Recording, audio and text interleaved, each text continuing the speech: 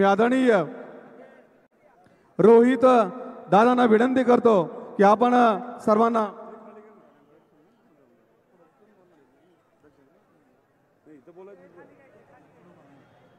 धन्यवाद। आणि आदरणीय दादा भाषण आपल्याचे मार्गदर्शन करण्यासाठी आलेले आहेत। जरा दोन्ही हात वरती करा सर्वांनी पुन्हा एकदा आणि टाळ्यांचा अति प्रचंड गजर आणि तुतारी वाजली पाहिजे।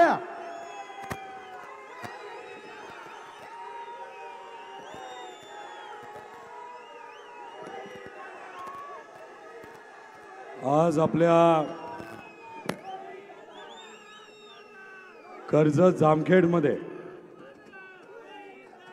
तुमच्या सर्वांचा सेवक, तुमच्या सर्वांचा कार्यकर्ता याच्या प्रचारानिमित्त म्हणजे माझ्या प्रचारानिमित्त आपण सर्वजण एवढ्या मोठ्या संख्येने आलात आणि आपल्या या सभेसाठी आपल्या सर्वांना संबोधित करण्यासाठी महाराष्ट्राचे नेते, या देशाचे नेते, राजकारणामध्ये वस्तादांचा वस्ताद आणि असा एक नेता की दिल्लीमध्ये असणाऱ्या सर्व बलाढ्यशाही नेत्यांना सुद्धा कळत नाही की आपल्या सर्वांच्या लाडक्या पवार साहेबांच्या मनामध्ये काय। असे आपल्या सर्वांचेच लाडके आदरणीय पवार साहेब, इथं उपस्थित असणारे पुण्यश्लोक अहिल्यादेवी होळकरांचा विचार लोकांपर्यंत घेऊन जाणारे, जपणारे व त्या पद्धतीने वागणारे असे युवराज भूषण सिंहजी राजे होळकर व इथं उपस्थित असणारे सर्व मान्यवर, सर्व पक्षाचे पदाधिकारी, कार्यकर्ते, उपस्थित असणारे या भागाचे, या पावनभूमीचे सर्व स्वाभिमानी नागरिक, पत्रकार, उपस्थित असणारे बंधू आणि भगिनींनो, काय वाटतं ही सभा बघितल्यानंतर? काय वाटतं?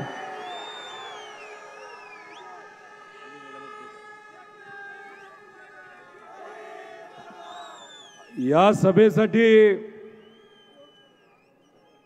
आपण 30,000 खुर्च्या ठेवल्या होत्या, त्याही खुर्च्या कमी पडल्या आणि भाजपची जी सभा चालू आहे तिथं ज्या मोकळ्या खुर्च्या होत्या तिथून आपण आणल्या आणि इथं लावून टाकल्या।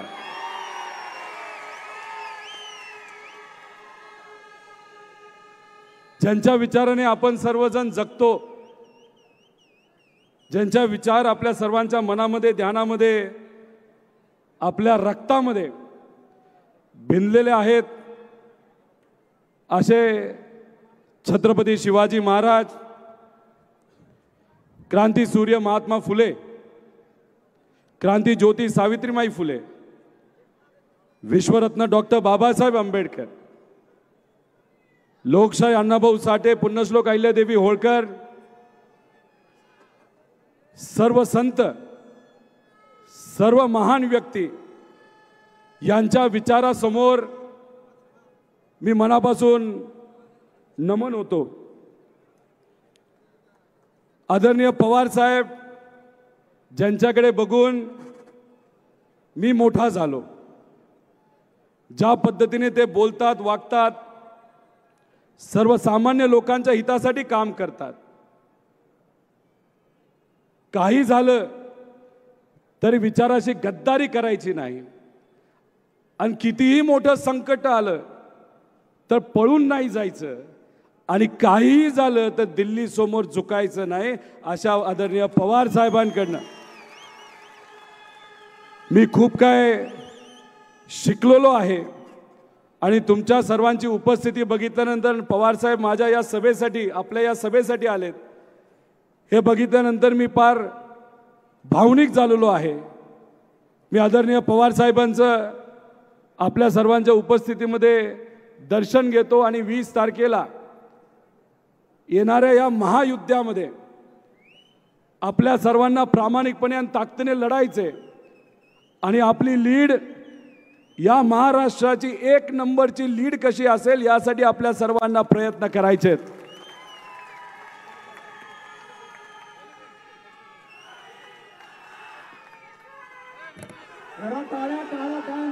जोरदार करायचं सर्वांनी. एकच वादा, पवार साहेब तुम आगे बढ़ो. आज या राज्यामध्ये मला जे ओळखलं जातं, माझी जी कुठली ओळख आहे ती फक्त कर्जत जामखेडकरांमुळेच आहे. ईडी असू द्या, इन्कम टॅक्स असू द्या, नाही तर अनेक अडचणी माझ्यावर आल्या. तुमच्या सर्वांचे प्रश्न मांडत असताना या महाराष्ट्रातल्या युवांचे, माता भगिनी, सर्वसामान्य लोकांचे प्रश्न मागत असताना मोठ्या मोठ्या भाजपच्या आणि विरोधी नेत्यांना अंगावर घेतलं, पण मी घाबरलो नाही, मी झुकलो नाही. कारण का मला लढाईचं जर कुणी शिकवलं असेल ते कर्जत जामखेडकरांनी त्या ठिकाणी शिकवलेलं आहे. आणि येणाऱ्या काळामध्ये जो संघर्ष करायचा आहे, या भागाचा जो विकास करायचा आहे, इथं असणाऱ्या सर्वसामान्य लोकांचं जे कल्याण करायचं विकासाच्या माध्यमातून, त्यांची प्रेरणा ही आदरणीय पवार साहेबांकडनं व तसंच माझ्या कुटुंबाकडनं, आणि माझं कुटुंब म्हणजे माझे सर्व कर्जत जामखेडचे सर्व स्वाभिमानी जनता आहे. आणि तुम्ही जी ताकद आणि मला ओळख दिली आणि लढायला शिकवलं, त्यासाठी मी मनापासून आपल्या सर्वांसमोर तिथं नतमस्तक होतो आणि नमन होतो. जरा टाळ्यांचा गजर जरा जोरदार सगळ्यांनी.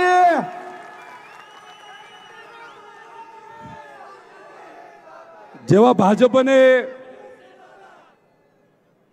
आमचा पक्ष फोडला, पवार साहेबांनी कष्ट करून, त्याग करून, संघर्ष करून, घेतो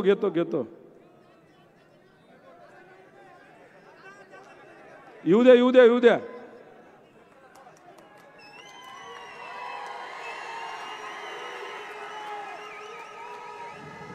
ह्याला म्हणतात मराठी माणूस. यायचंय म्हणजे यायचंय आणि आल्याशिवाय आम्ही राहणार नाही, ही भूमिका जर कोण घेत असेल तर आपल्या या भूमीतला मराठी माणूस.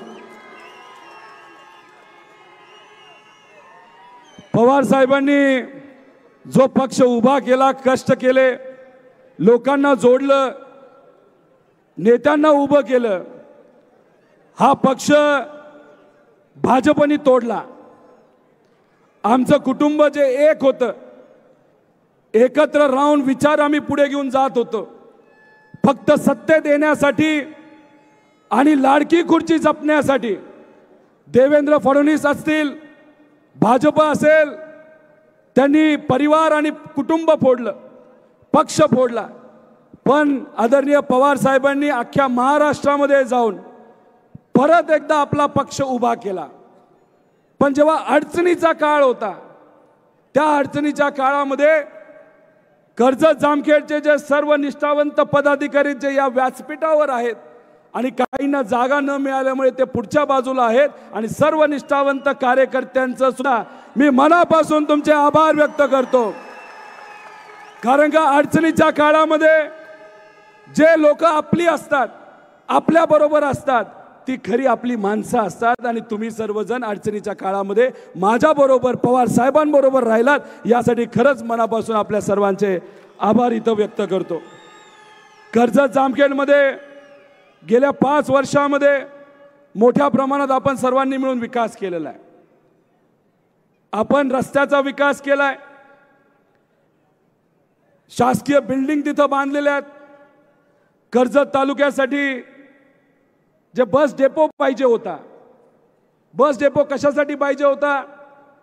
कारण का इथं असणाऱ्या तालुक्यातल्या लोकांना दुसऱ्या कुठल्या तरी तालुक्यातल्या लोकांवर नाही तर डेपोवर अवलंबून राहणं हे आवडत नव्हतं, कारण आपण स्वाभिमानी माणसं आहोत.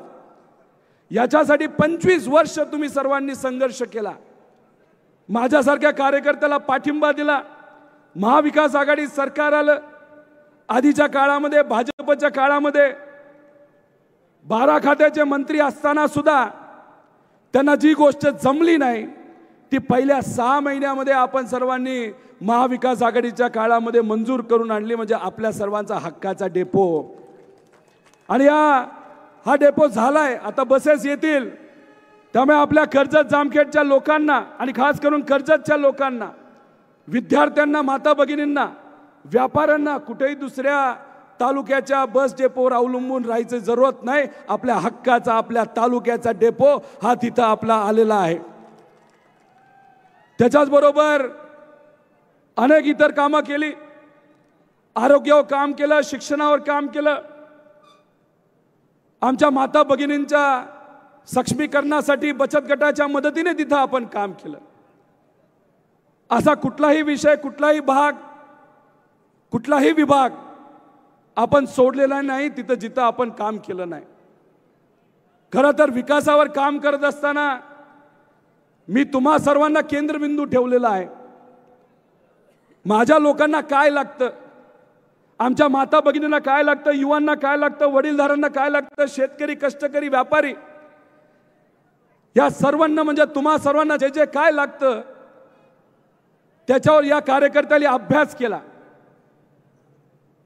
त्यानंतर त्यासाठी पाठपुरावा केला आणि त्या सर्व गोष्टी आपण आज मंजूर करून आणलेल्या आहेत. शेती विषयावर काम केलं. खरं तर आपण कुठल्याही भाषणामध्ये विकासाबद्दल बोलतो, पण आपले जे विरोधक आहेत राम शिंदे सर, हे विकास सोडून बरंच काय बोलून जातात. त्यांनी माझ्या कुटुंबावर टीका केली. खरं तर राम शिंदे सरांनी सांगितलं की रोहित पवारच्या कुटुंबातले सर्व लोक आज प्रचारामध्ये दिसत आहेत. मला माझ्या विरोधकाला सांगायचे, तुम्ही पहिल्यांदा बरोबर म्हणला. रोहित पवारांचं कुटुंब जर कोण असेल तर कर्जत जामखेडचे हे सर्व नागरिक आहेत. आणि या सर्व नागरिकांनी, आमच्या निष्ठावंत कार्यकर्त्यां, पदाधिकाऱ्यांनी हे इलेक्शन ताब्यामध्ये घेतलेलं आहे. आणि हे इलेक्शन लढत असताना आम्हीच रोहित पवार अशा पद्धतीचं इलेक्शन इथं असताना प्रत्येक व्यक्ती आज लढत आहे. अहो, माझ्या आईली महिलांमध्ये जाऊन 38,000 महिलांपर्यंत ती पोचली. करोनाच्या काळामध्ये पोचता येत नव्हतं. 3 वर्षामध्ये 38,000 महिलांपर्यंत ती पोचली. आणि बचत गटाच्या माध्यमातून आपल्या या मतदारसंघामध्ये आतापर्यंत बँकेच्या मदतीने असू, नाहीतर जे काही पतसंस्था असतील, नाहीतर कसंही, त्याच्यातून 33 कोटी रुपये आमच्या माता भगिनींच्या बचत गटाला आतापर्यंत आपण दिलेले आहेत, जे आजपर्यंत कधी 1 रुपया सुद्धा दिला गेला नव्हता.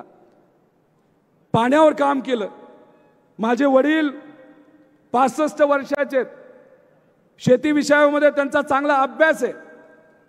त्यांनी ठरवलं असतं 19ला रोहित पवारला तुम्ही आमदार दिला तर विषय संपला. पण करोना असला काय नसला काय, कुठेही काही अडचण असली तरी माझा बाप या मतदारसंघामध्ये इथं असणाऱ्या आमच्या शेतकऱ्यांना नवी टेक्नॉलॉजी देण्यासाठी, नवीन बियाणाबद्दल काही सांगण्यासाठी काही अभ्यासक लोक घेऊन तिथं लोकांपर्यंत पोहोचले, शेतकऱ्यांपर्यंत पोहोचले. आणि याच्या माध्यमातून आतापर्यंत 62 शेतकऱ्यांना आपण जोडलेलं आहे. आपण कांद्याची नवीन व्हरायटी दिली, आपण तुरीची नवीन व्हरायटी आणली. फळबागावर मोठ्या प्रमाणात आपण काम करत आहोत. एखादा रोग आला, त्या रोगावर कशी मात करायची, जसं या मतदारसंघामध्ये आणि या राज्यामध्ये, या देशामध्ये भाजपसारखा व्हायरस हा पसरलेला आहे आणि योग्य वेळेस हा व्हायरस संपवला पाहिजे. जसं पवार साहेब सांगतात तसं इथं आमच्या शेतकऱ्याच्या पिकावर जर व्हायरस नाही तर रोग आला असेल तर माझे वडील तिथं पुढाकार घेऊन तिथं लोकांना मार्गदर्शन करतात. शेतकरी कष्ट करतो. अहो, कुठल्याही कांदा उत्पादक शेतकरी, तूर उत्पादक शेतकरी, उडीद उत्पादक शेतकऱ्यांनी ज्यांनी नवीन पिकं घेतलेली आहेत, नवीन व्हरायटी लावली, त्यांना जाऊन एकदा विचारा की त्यांचा विकास आणि त्यांच्या हातामध्ये लाखो रुपये कसे आले. हे काम माझे वडील करतात.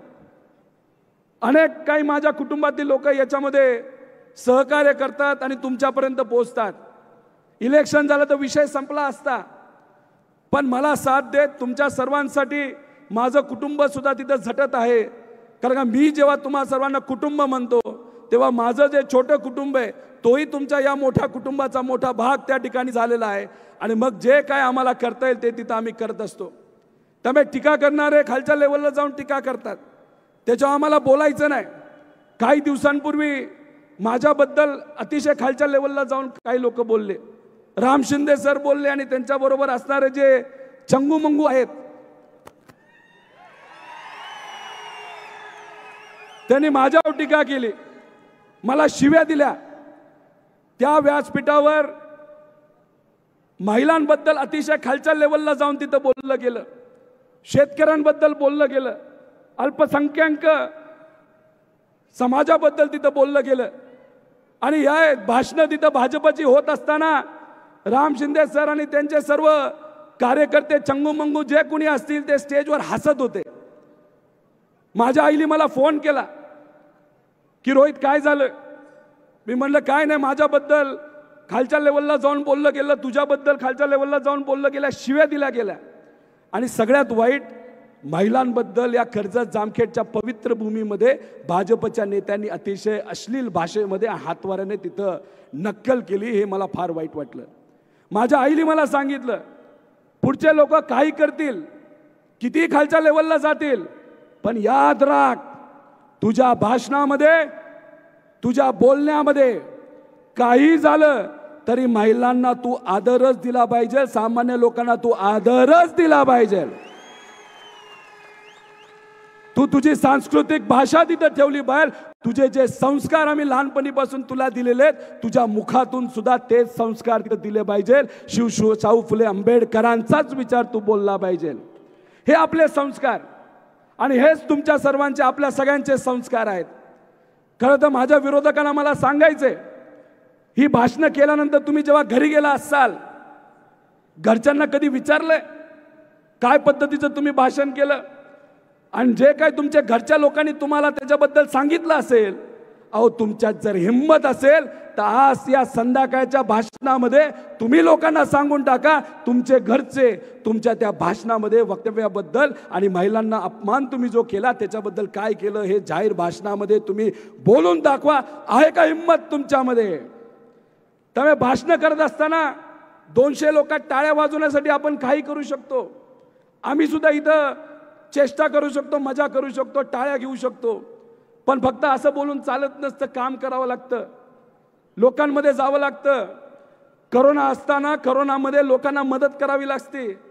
तुम्ही आपण सर्वजण 28,000 लोकांना सेवा दिली तेव्हा आपले विरोधक घरी बसले होते.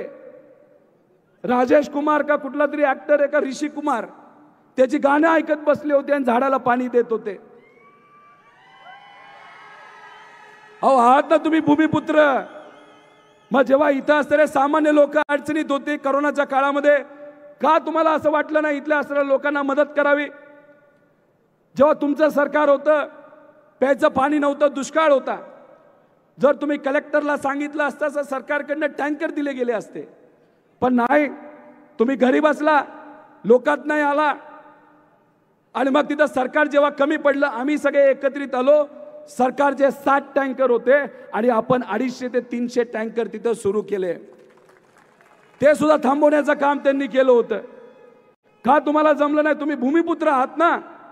जेव्हा प्यायचं पाणी लोकांना मिळत नव्हतं, जेव्हा जनावरांना प्यायचं पाणी मिळत नव्हतं तेव्हा तुम्ही घरी बसला तुमची सत्ता असताना सुद्धा.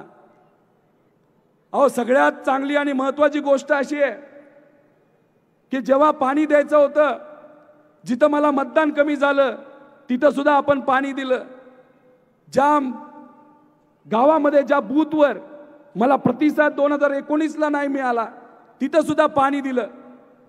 त्याचं मुख्य कारण असं की लहानपणीपासूनच महामानवांचा विचार हा आमच्या ध्यानामध्ये आणि रक्तामध्ये आहे. संतांचा विचार आहे आणि संत असतील आणि महामानव असतील आपल्या सर्वांना काय सांगतात तर समानतेच्या भावनेने माणुसकीच्या भावनेने तुम्ही काम केलं पाहिजे. कुठल्याही प्रकारचा भेदभाव तिथं केला नाही पाहिजे. न जात बघितली, न धर्म बघितला, न पक्ष बघितला.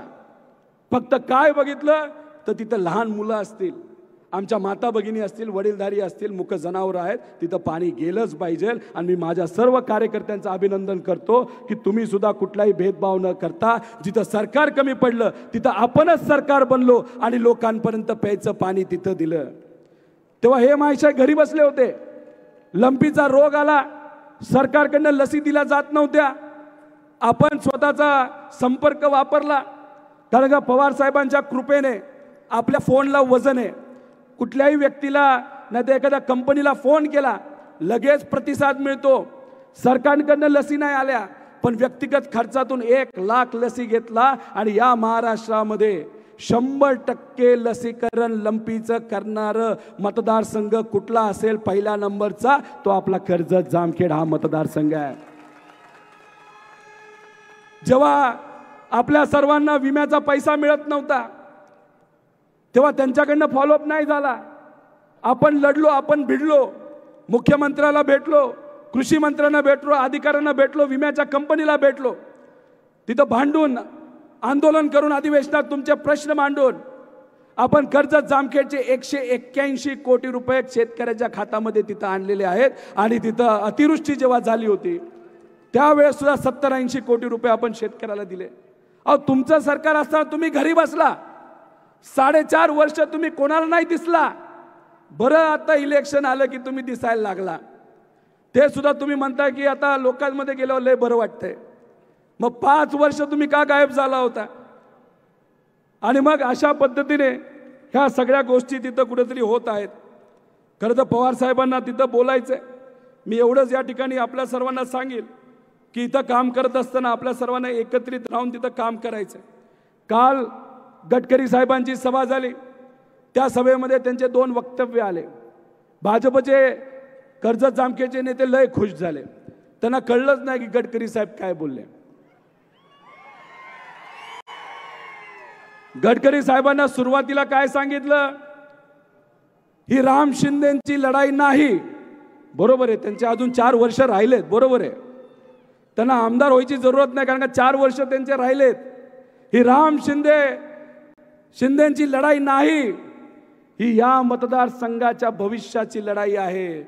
आणि गेल्या 25 वर्षामध्ये जो विकास झाला नाही तो या तुमच्या सेवकाली कार्यकर्त्याली केलेला आहे, जे गडकरी साहेबांना सुद्धा माहिती. त्यामुळे त्यांच्याच व्यासपीठावर गडकरी साहेब ही आपली प्रशंसा करत होते आणि त्यांच्याबद्दल काय बोलत होते त्यांना कळलं सुद्धा नाही.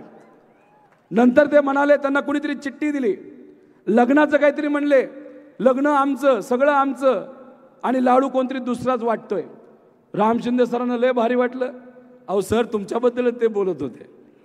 ते कसं, हे सगळे माझे कागदपत्र आहेत, ह्यात माझं पत्र आहे, पवार साहेबांचं पत्र आहे, गडकरी साहेबांनी आम्हाला परत लिहिलेलं पत्र आहे की तुम्ही सांगितलेला प्रस्ताव आम्ही मंजूर केलेला आहे आणि हा नॅशनल हायवे तिथं आपला होत आहे. त्यामुळे तुमच्या माहितीसाठी हे सगळे पत्र आहेत. म्हणजे गडकरी साहेब भाजपच्या राम शिंदे सरांच्या व्यासपीठावरनं कोणाला टोला मारत होते की बनो राम शिंदे सर तुम्ही काय पाठपुरावा केलाय, कागद दाखवा, लोकांपर्यंत येऊ द्या. काही न करता कोणाच्या तरी दुसऱ्याच लग्नामध्ये तुम्ही जर लाडू वाटत असाल तर तुमचे स्वतःचे नेते सुद्धा तुम्हाला टोमणा मारतात. हे कुठेतरी तुम्ही सगळ्यांनी तिथं बघितलं पाहिजे. आज एक मोठी सभा होणार होती भाजपची, मोठे नेते येणार होते भाजपचे. आपल्याला असं वाटलं की समोरासमोर होऊन जाऊ द्या, पण झालं असं, ते गृहमंत्री देशांचे, त्यांचं जे होम डिपार्टमेंट आहे लय भारी आहे, त्यांचा सर्वे खूप चांगला असतो. गेल्या वेळेस सुद्धा येणार होते पण आले नाहीत. त्यांना माहित होतं भाजपचा उमेदवार इथून काही जिंकत नाही. आता सुद्धा त्यांना माहित आहे की इथं त्यांच्या उमेदवाराचा विजय काय होणार नाही. विजय जर कोणाचा होणार असेल तर पवार साहेबांचा विचार या भूमीमध्ये विजय होणार आहे. म्हणून ते आता आले नाहीत. याच्यावरनं जे काय समजायचं समजून जावा. आणि ही सभा त्यांची शेवटची सभा होणार होती. आता ते महाराष्ट्रातूनच तिथून निघून गेले, जसे मोदी साहेब निघून गेले. म्हणजे मोदी साहेब आणि अमित शाह पवार साहेबांवर बोलतात आणि काय बोलतात तर 10 वर्ष पवार साहेबांनी काय केलं. लोकांनी दिलं ना उत्तर तुम्हाला लोकसभेमध्ये. तुमचे 23 खासदार होते, 9 खासदारावर आले. आता विधानसभेमध्ये 100% उत्तर देणार. पवार साहेबांच्या मार्गदर्शनाखाली उद्धव ठाकरे साहेब, राहुल गांधींच्या मार्गदर्शनाने जो महाविकास आघाडी लढा लढत आहे, या 23 तारखेला या राज्यामध्ये महाविकास आघाडी सरकार येणार म्हणजे येणार. हे काळ्या दगडावरची पांढरी रेष आहे. त्यामुळे पवार साहेबांना मी 2 विनंती करतो की पवार साहेब, या मतदारसंघामध्ये खास करून कर्जतमध्ये 30 गावं अशी जिथं अजून शेतीचं पाणी पोचलेलं नाही, आणि जामखेड अख्खा तालुका हा बाहेरच्या पाण्यापासून वंचित आहे शेतीच्या. मी स्वतः तुमच्या मार्गदर्शनाखाली राज्य सरकार आणि केंद्र सरकार आणि सुप्रियाताईंच्या मदतीने अनेक मंत्र्यांना भेटलेलो आहे, सर्वे केलेला आहे. सर्वे सकारात्मक आहे. महाविकास आघाडी सरकार आल्यानंतर पवारसाहेब आपल्या आशीर्वादाने केंद्र राज्य सरकारचा जो सर्वे झाला आहे, ज्याच्यामुळे आपल्या या कर्जत जामखेडमध्ये मुबलक शेतीचं पाणी तिथं येऊ शकतं, त्यासाठी फक्त तुम्ही पाठबळ द्यावं. आणि महाविकास आघाडीच्या पहिल्या कॅबिनेटमध्येच, नाही तर पहिल्या ज्या काही बैठका होत्या महत्त्वपूर्ण, ज्या काही थोड्याफार परवानग्या लागल्यात, त्या झाल्या आमच्या कर्जत जामखेडच्या शेतकऱ्याला शेतीचं पाणी त्या ठिकाणी देण्यासाठी तुम्ही मदत करावी अशी विनंती इथं करतो. एक बोगद्याचा प्रश्न आहे जो महाविकास आघाडीमध्ये आपण मंजूर केला, पण आत्ताच्या काळामध्ये तिथं कुठेही पाठपुरावा होत नाही. पण इथं असलेले स्वाभिमानी लोक नेहमी सांगतात की त्या भागातल्या शेतकऱ्याला सुद्धा विश्वासात घ्या. आम्ही विश्वासात घेतोय. पवार साहेबांनी सुद्धा असा मार्ग काढलाय, तिथल्या शेतकऱ्यावर अन्याय होणार नाही, पण आपल्या शेतकऱ्याला 100% तिथं पाणी मिळू शकतं. पण हे भाजपचं सरकार आल्यानंतर आणि इथले मागच्या दरवाजेले आमदार झालेले जे राम शिंदे सर आहेत, ते 3-2.5 वर्ष झोपल्यामुळे तो अख्खा प्रस्ताव आपला प्रलंबित आहे कुकडीचा. पण काय काळजी नाही, महाविकास आघाडी सरकार आल्यानंतर ह्याही विषय तिथं संपतील. आणि जाता जाता शेवटची मागणी, आमचा MIDCचा प्रश्न प्रलंबित आहे. पाटेगावला आम्हाला MIDC करायची, महाविकास आघाडीमध्ये साहेब आपला पाठबळ तिथं लागणार आहे. पण घाई गडबडीने आम्हाला क्रेडिट मिळू नये म्हणून कुंबळी त्या भागामध्ये सुद्धा नवीन MIDC मंजूर झाले. त्या MIDCला सुद्धा आपल्याला ताकद द्यायची आहे आणि पाटेगावच्या MIDCला सुद्धा आपल्याला ताकद द्यायची. ही गोष्ट त्या ठिकाणी आपण सगळ्यांनी समजून घेतली पाहिजे. मी आपल्या सर्वांना अजून एक विनंती करेल, आज संध्याकाळच्या भाषणामध्ये भाजपचे नेते बटेंगे कटेंगे असं काहीतरी म्हणतील. जसं आपण काकडी कापतो तसं शेतकऱ्याच्या बद्दल काय बोलणार नाहीत, महिला सुरक्षतेबद्दल काय बोलणार नाहीत, या मतदारसंघाबद्दल काय बोलणार नाहीत, पण बटेंगे आणि कटेंगे बद्दल बोलतील. कारण का त्यांना काय पडलंय तर फक्त द्वेष पडलाय. हिंदू मुस्लिम करायचा, OBC मराठा करायचं, या समाजामध्ये त्या समाजामध्ये वाद आणि त्याच्यावर फक्त राजकीय पोळी भाजून घ्यायची. ह्याच्यामध्ये खरं तर एक भाजपच्या नेत्या पंकजाताईंनी धाडस दाखवलं. आपण सगळ्यांनी त्याचा विरोध केला त्या वक्तव्याचा. पण पंकजाताई बोलत असताना त्यांनी सांगितलं की या महाराष्ट्रामध्ये काही झालं तर बटंग्या कटंगेची भाषा ही चालणार नाही. मी खरंच मनापासून पंकजाताईंचं तिथं अभिनंदन करतो. पण पंकजाताई या लोकनेत्या आहेत, त्यांची ताकद गेल्या 7-7.5 वर्षामध्ये जर कुणी कमी केली असेल तर त्यांचं नाव आहे देवेंद्र फडणवीस साहेब. आणि जेव्हा 5 वर्ष सत्ता BJPची 2014 पासून 19 पर्यंत होती, त्यांच्याकडे असणारी खाती ही शेवटच्या काळामध्ये कोणाला मिळाली ते नक्कीच आपल्या सर्वांना तिथं माहिती आहे. आणि खऱ्या अर्थाने त्याच्याबद्दल जर आपल्या सर्वांना विचार करायचा असेल तो दिवस असेल 20 तारीख, त्याचा विचार हा आपण सर्वांनी तिथं करावा. त्यामुळे एवढेच विषय आहेत. आणि मला म्हणतात भूमिपुत्र, मी भूमिपुत्र आणि या सगळ्या गोष्टी तुम्हाला सांगितलेल्या आहेत. फक्त एक गोष्ट आपल्या सर्वांना सांगतो, तुम्ही मला लढायला शिकवलं, मी शिकतोय, लढतोय, संघर्ष करतोय. पण एक गोष्ट इथं मी आपल्या सर्वांना सांगतो, तुमची सेवा करत असताना या मतदारसंघाचं नाव आणि वजन, राजकीय वजन या महाराष्ट्रामध्ये वाढवत असताना, ज्या उणीव या मतदारसंघामध्ये आहेत त्या पूर्ण करत असताना, माझ्या शेवटच्या श्वासापर्यंत या भूमीला मी सोडणार नाही. या भूमीसाठी जे काय त्या ठिकाणी मला करता येईल ते मी प्रामाणिक करता येईल. आणि माझा पत्ता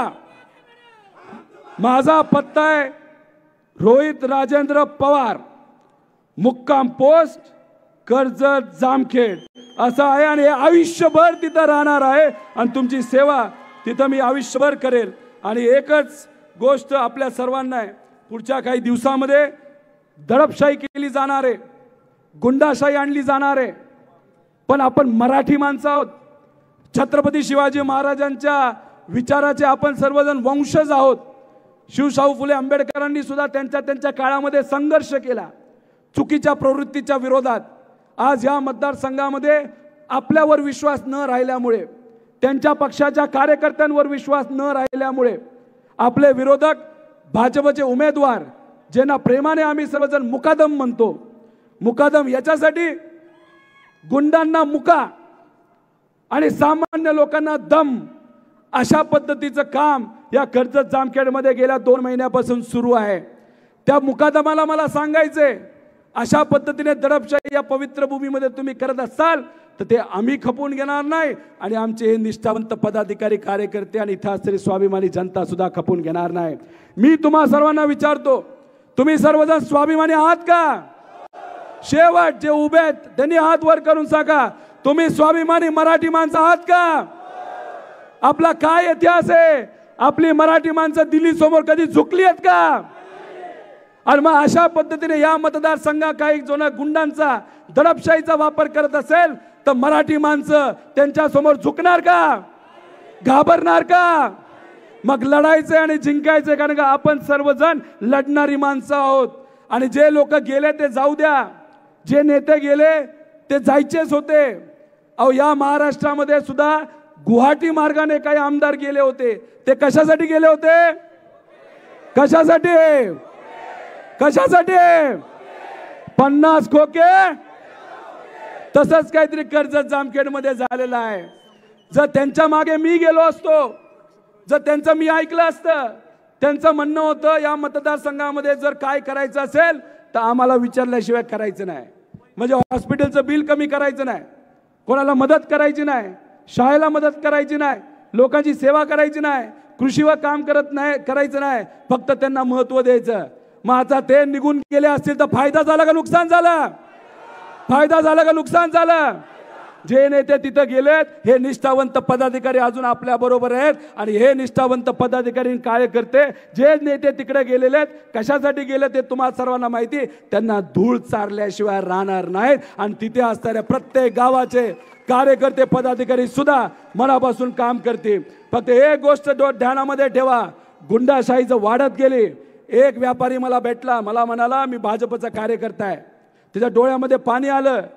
त्याने मला सांगितलं, दादा काही करा पण ही गुंडाशाही कमी झाली पाहिजे. मी म्हणलं, अरे तू भाजपचा तू असं का बोलतो? हो मी भाजपचा आहे, पण यंदा मी भाजपला मतदान करणार नाही. माझी कॉलेजमध्ये जाणारी मुलगी आहे, ती रोज कॉलेजला सायकलवर जाते. आत्तापर्यंत मला भीती वाटत नव्हती, पण मला भीती वाटायला लागली. तिचं मैत्रिणीच्या घरी गेली, तिचं कॉलेजला गेली, तिचं बस स्टँडवर गेली. आणि हे गुंडा खरेदी करणारे जे लोक आहेत त्यांचे कार्यकर्ते जर तिला काही अश्लील बोलले, अश्लील पद्धतीचे हातवारे केले, तिला जर कुणी हात लावला तर बाप म्हणून मला भीती वाटते. त्यामुळे अंधभक्त असलो तरी इथं असणारा विकास आणि इथं असणारी शांतता आमच्यासाठी प्रिय आहे. त्यामुळे ही गोष्ट ध्यानात ठेवा. हे जे काय आपल्या या मतदारसंघाला बिहार करायला निघालेले आहेत त्याला उत्तर हे लोकशाहीच्या माध्यमातून 20 तारखेला आपल्या सर्वांना तिथं द्यावं लागेल. ते तुम्ही सर्वजण मोठ्या पद्धतीने द्याल असा विश्वास या ठिकाणी व्यक्त करतो आणि थांबतो. जय हिंद, जय महाराष्ट्र. रामकृष्ण हरे. रामकृष्ण हरे. आदरणीय दादा तिथेच थांबा. आदरणीय दादा समरीन कुरेशीचा प्रवेश आपण करीत आहोत. समरीनला विनंती आहे आपण पुढे यावं. यानंतर प्रहार संघटनेच्या वतीनं पाठिंबा